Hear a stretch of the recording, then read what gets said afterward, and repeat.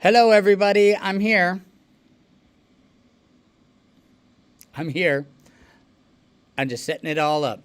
Whoa. Oh my God. I made myself jump. Thank you for a confusing and amazing and weird morning. That was cool and fun and strange and wonderful. Um, I'm going to get right to the comprehension work. And that's this. So, the girl with ghost eyes. Let me put up the link. The Girl with Ghost Eyes is a wild book. I mean, that kung fu fight yesterday where he's like holding his nose after she broke it and her spells being written on her. And so why are we proceeding with this book? Why? I really actually wanted you to know the reasons. So that's today's work.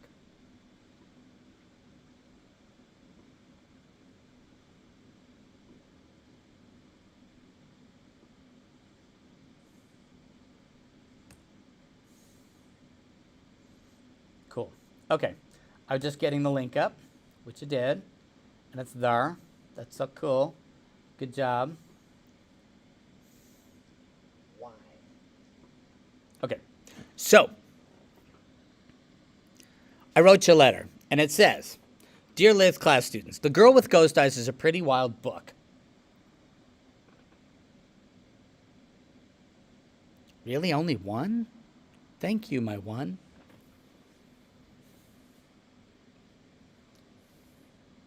Oh, now we got 4. Okay, great. Thank you all 4 for joining. Now we got 5. I guess some people went to go get their second breakfast. All right, now we got 6 people. All right, so I will proceed. Okay, so I wrote you a letter. It says, Dear Litt class students, The Girl with Ghost Eyes is a pretty wild book to pick for us to read. It's chaotic, tense, it has kung fu fights, and pretty intensely strange spirits, right? I think it is still the right book for us to be reading now. At the end of an unpredictable year. I'm just reading up ahead. I really need you to know the reasons, though, why I think this book right, so we can continue reading it through its kind of really awful and gutsy moments, which are frequent. So, here we go. Whoops. Let's put that up there. Hold on. We'll put that up there. And me down here. Hey. There we go. Working with my software.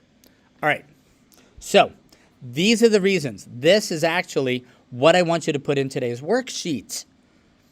So, there isn't going to be any copy and paste. I want you to type it in and get the keyboarding practice. And I'll read them quickly, but you can also pause the video later and just type them in or screenshot them, or whatever you need to do. But the reasons I want to read this book is it takes place in Gold Rush, San Francisco. In 4th, 5th grade, we study California history. This is California historic fiction, believe it or not, this gutsy book, all right? It also focuses on the history of Chinatown, an aspect of cultural history that is often neglected. Quietly, but neglected. Reason number 3, the author of this book, I don't know if you knew this, grew up, his best friend was Chinese or from China, the family. And he grew up hearing folk myths from his best friend's fathers, grandfathers, uncles. And he studied China in college, and he researched the details of this book for years. This was not some wild fiction writer. He actually had a goal of making sure people knew about culture from China that he felt had been neglected. So even though this book is wild, I was kind of like, man, I want to know what did this guy know? What did he condense? Because he actually worked on it a lot. Also, though, the story does show us, so this is reason number 4, how difficult it is to be a woman, female, throughout history, in a male-centered world. Okay? Another struggle that's not given focus that I think he focused on purpose in this book. All right, so I'm going to get reading, but you guys can screenshot this or whatever it is that you need. I'm going to leave it up for a bit and just get reading. All the zoom in videos, I'm like looking at my wild hair. That's why I keep fussing with it. I'm like, I'm so wild this morning. So wild. Wild. Okay. Thank you for your patience and your work. Let's get going. I decided to wait for the monsters at the intersection of California and DuPont.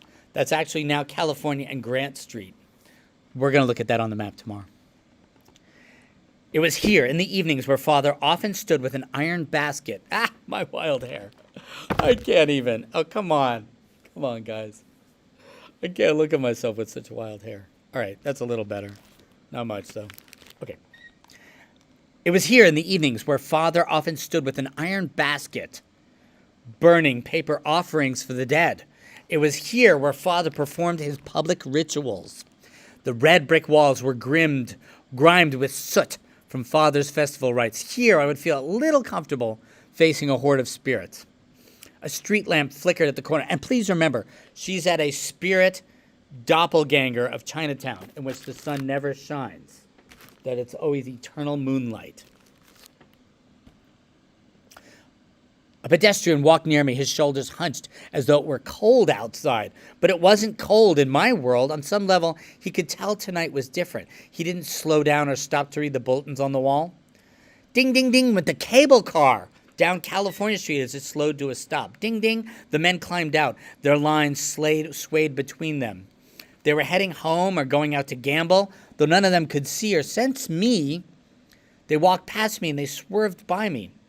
"Pungent tofu?" asked a boy. He was wearing a straw hat and he held out a plate of tofu. His eyes had the glazed look of someone who'd spent too many hours working. "Pungent tofu?" he asked me again.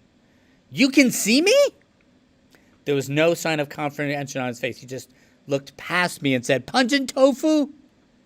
I looked in his eyes and I saw sadness, loss. That was when I realized, actually, the boy was dead. He was one of the spirits. "Not right now, but thank you," I said. The cable car went ding ding and it moved again. Isn't that weird? In her world, she can't see who are the people who are alive, and in the physical world who can't see her, and who are the spirits. They're all kind of, you can see them from her spirit version of Chinatown. The sound came dimly over the din of Chinatown night, but it was clear, and the ding-ding of the cable car was music. It was the... all right. Then, I'm sorry. I skipped a line turning the page. It sounded like water on stones, like wind brushing through trees, and behind it, they came walking. It was the Bai Gui Yexing. And they came hopping, crawling, flapping, creeping, scraping, pouncing, floating, the devils in their multitudes. The shapes of the advancing creature made me dizzy. So many were things I had never seen, never believed in, never even heard of. The Daolu registers list 80,000 demons. But not even that could give me the names and shapes of the spirits in front of me. In the unearthly crowd, I observed monstrosities I've seen before, but foreign ones too. A red crowd of fox spirits followed their leader. He was a proud old beast, boasting 5 bushy tails and a laughing cleverness behind his eyes. I had seen them before, but they were younger. In the air near the 5-tailed fox, ghost fires glimmered. When a fox walks through a graveyard, the last breaths of the recently dead climb out of the men's throats and follow the fox. They burn for weeks with a dim, blue, floating flame. Watching the foxes, I swallowed. The mischief of these foxes may be innocent, but it's also cruel. Stories assailed my memory. They could be seductive, they could be pranksters, but they could be bad, too. I could not tell how dangerous these ones in front of me were. A pair of shoes clattered near the foxes. They were empty, but they proceeded with a man's careful stride, following the rhythm of music. A snake with 2 heads slithered past. Nearby floated a paper lantern in glow. I could see oversized features, eyes and mouth of a protruding tongue. It was all crude, though. Next, I saw a woman's head. The head was no different than any other woman. Her hair was long and braided, but her body was far from her head. The elongated neck stretched out under her head, yards long. My mouth was open and my eyes wide at this parade of awful spirits. I felt like I was witnessing the dreams and bad dreams of people. Shuffling along the ground was something like a centipede, only it was only 3 feet long, and it had like a duck egg for a head. My mind felt hazy as though I were dreaming. I watched this night parade progress. There was a puff of black smoke that moved as though it was being carried by the wind. It was another spirit. A man came walking. His skin was dark blue, and he was taller than a human man. He was barefoot, and his feet were reversed. "Pungent tofu?" asked the boy again. He swayed on his feet, and he stared with me with hollow eyes, and his face just not understanding. I couldn't respond. All these ghastly figures in the night parade, the corner of DuPont, which is Grant Street, and California, would never, ever be the same to me. If I managed to get back into my body, which he does, plot spoiler, the streets would always feel transformed to me.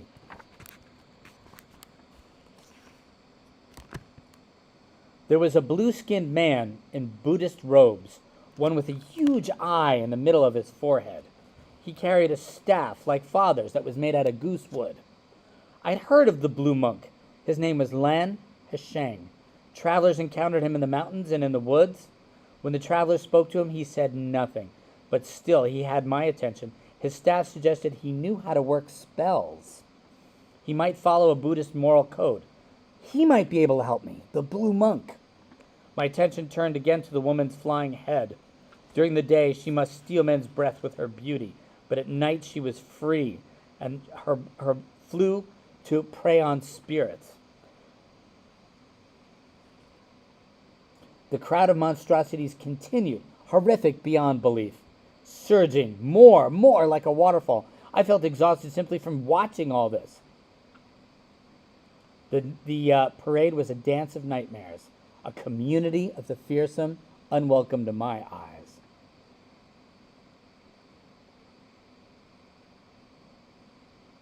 Here's a tough line. I gotta read it. Perhaps, I thought, that is how the white folk see Chinatown. Whoa. We live together in a community of outsiders, united us only by being different from the world around us. And with that, I made up my mind. I was going to talk to the least foreign of these ghosts and goblins and get help. I stood from my perch and began walking toward the boy. "Pungent tofu?" the boy asked again. "Later," I said to be polite. He still looked despondent, holding out his tofu. I went to the blue monk. Something whinnied. I was nearly trampled by a kind of creature that had the shape of a couch, a hairy couch on wooden legs. "Blue monk," I called out.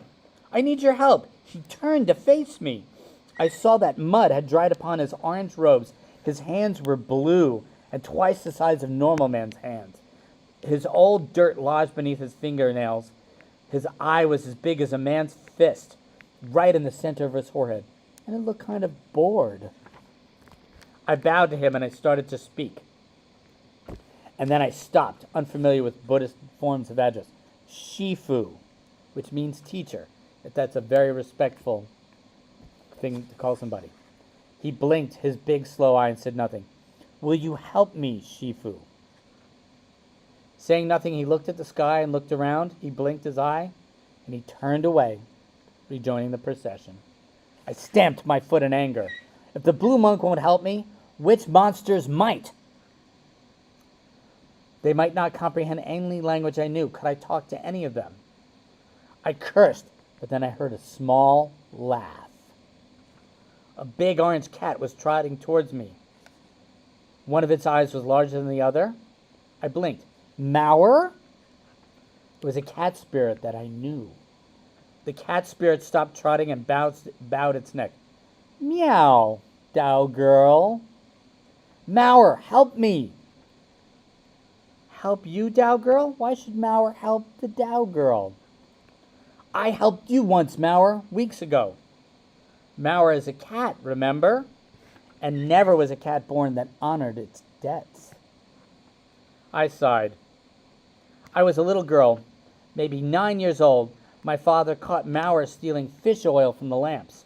Unable to capture the cat, he bound Mauer in a bottleneck gourd.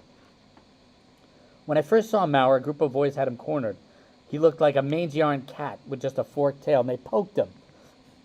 I looked at Mauer, and I saw what he was, a spirit cat, because I can see spirits. On that day long ago, the boys tormented Mauer for what felt like hours, and I couldn't interfere. It would cause Father too much face if his daughter was seen fighting with boys. So I turned and went back to the temple, and Father paid me no attention. I found the gourd where Mauer's power was held, and I broke the seal.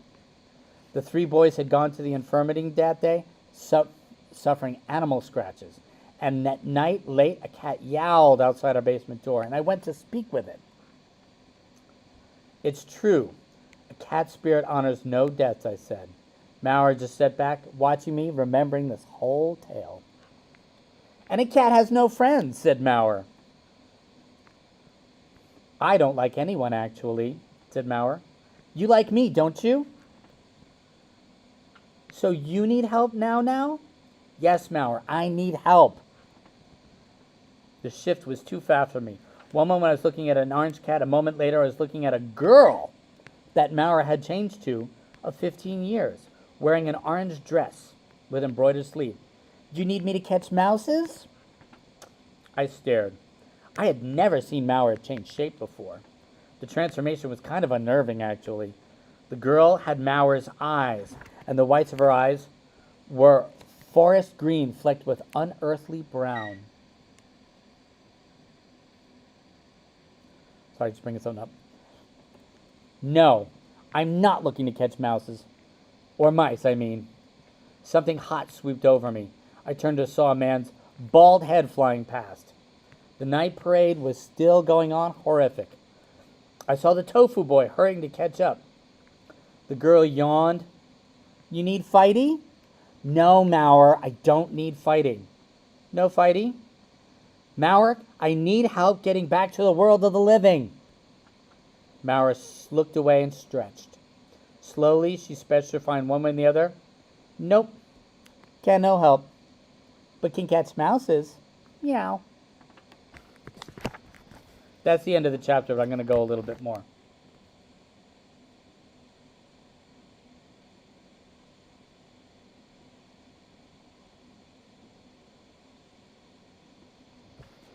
That night, we traveled to Chinatown together in the spirit world. Mauer had returned to feline form. Skulking along on padded paws, Mauer showed me his favorite places to hide, so I guess she's hanging out with Mauer now. Under the shadowy staircases and dim alleys, we roamed the town, taking unfamiliar paths and unfamiliar roads. Mauer sneaks in there and steals dried fish. But it's the Ansheng warehouse, Mauer. Oh, yes. Father has warded it off to spirits.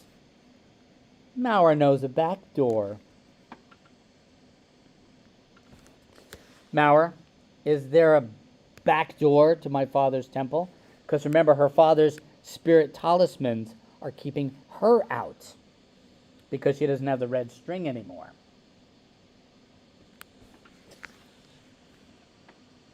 Mauer, try.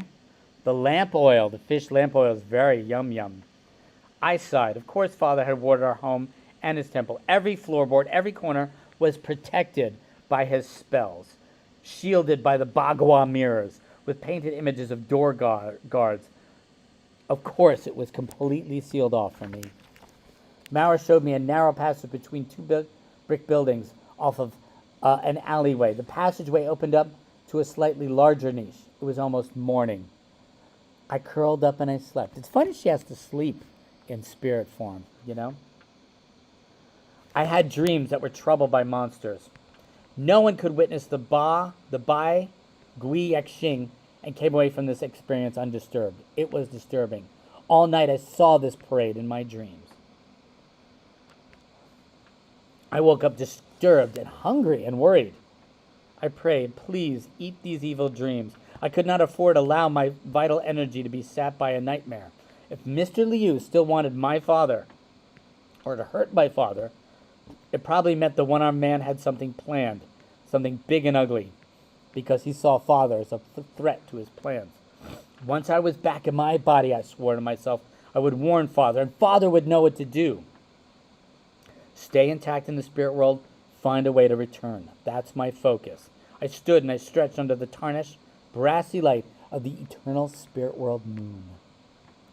If I stayed here trapped long enough, it would eventually start to seem normal. Days lit by moonlight, but I had not been long enough for that.